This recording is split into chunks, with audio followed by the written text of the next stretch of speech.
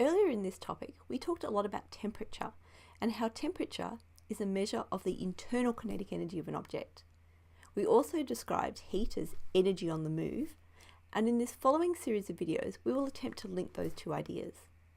We will do this partly via the concept of specific heat and also discuss thermal expansion. Let's get started. So far we've talked just about a single substance, but how about if we wanted to understand what happens when you heat another substance like gold, for instance? How much heat energy will we need? How do we think about this problem? Okay, let's start with our intuitive knowledge of the general situation. We want to know how much heat we need to raise the temperature of a body of gold. The amount of heat Q we need must be proportional to the mass of the body M. We would clearly need more heat to raise the temperature of 200 grams of gold compared to 100 grams. So we can write that heat Q is proportional to mass M. Remember, this little alpha symbol means proportional to. We will clearly need more heat if we heat up our gold by 50 degrees compared to, say, 5 degrees. So heat must also be proportional to the change in temperature, delta T, where the Greek symbol delta means difference or change in. So now we've got the heat is proportional to the mass, delta T. Now we want to make this expression universal to all material. We're going to lose the proportionality sign and just add an equal, because the variable C, called specific heat, is the proportionality constant. Specific heat is a material's specific property which must be measured via experiment. Thus we have the final expression of heat equals specific heat times mass delta T.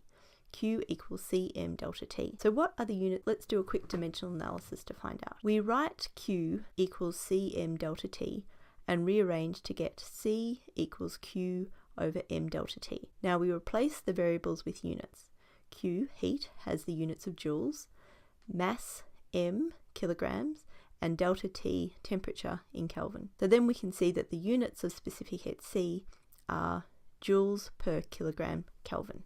Here's a table of some specific heats. You'll notice that water has a very high specific heat compared to a lot of other materials, including gold. What this tells us is that we need more heat to raise the temperature of a mass of water than we do for the same mass of gold. The human body is made up of waters, proteins, fats and minerals.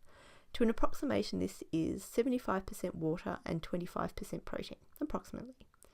So we could calculate the specific heat capacity for a human body based on a simple rule of mixtures. If we say 75% of the specific heat of water, 4186, plus 25% of the specific heat of protein, 1680. We multiply that out, we get the specific heat of a human body, which is approximately 3,560 joules per kilogram Kelvin.